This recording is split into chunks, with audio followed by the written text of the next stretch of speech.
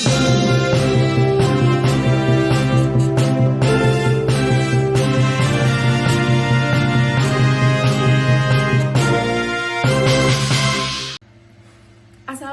warahmatullahi wabarakatuh. Kembali lagi bersama saya Aura Valona yang pagi hari ini akan menyajikan berita-berita terupdate. Berita yang pertama, dukungan moneter Jepang, BOJ bakal serap obligasi negara.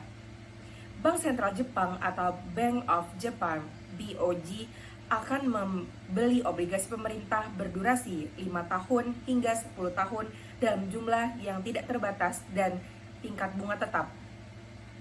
Dukungan moneter ini dilakukan untuk pertama kalinya oleh BOJ sejak pandemi COVID-19.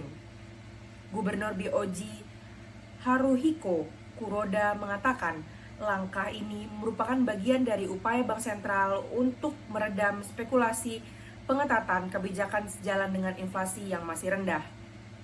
Terlebih, pasar obligasi yang terjebak oleh lonjakan imbal hasil global setelah The Fed, Bank Sentral Amerika Serikat, dan European Central Bank bertindak hawkish untuk menekan inflasi. Kenaikan suku bunga juga telah memaksa beberapa debitur Jepang yang berperingkat tinggi mengadopsi kembali pemasar menyebar terhadap utang pemerintah untuk obligasi dengan jatuh tempo yang lebih pendek. Hal ini dilakukan menyusul imbal hasil obligasi 5 tahun berubah positif untuk pertama kalinya sejak Bank Sentral mengumumkan kebijakan suku bunga negatif pada 2016.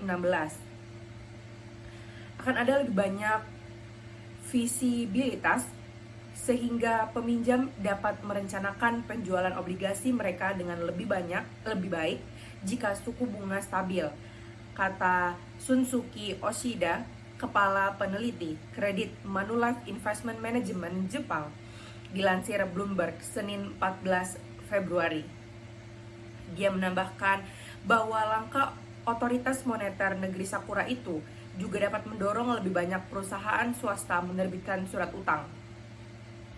Asumsi itu dikuatkan dengan aksi Sekisui House Rent Inch yang kembali mempertimbangkan untuk menerbitkan surat utang setelah melakukan penundaan beberapa waktu lalu. Pun dengan Gesco dan Jerako yang berencana untuk melakukan penggalangan dana melalui emisi obligasi dalam waktu dekat. Penerbitan obligasi korporasi di Jepang naik sekitar 9% sejak awal Januari tahun ini menjadi 1,4 triliun yen atau setara dengan 12,1 miliar US dollar, lebih tinggi dibandingkan dengan periode yang sama tahun sebelumnya. Capaian ini didorong oleh penawaran 550 miliar yen dari SoftBank Group Corp yang sekaligus menjadi emisi obligasi terbesar bagi perusahaan tersebut di pasar tradisional Jepang.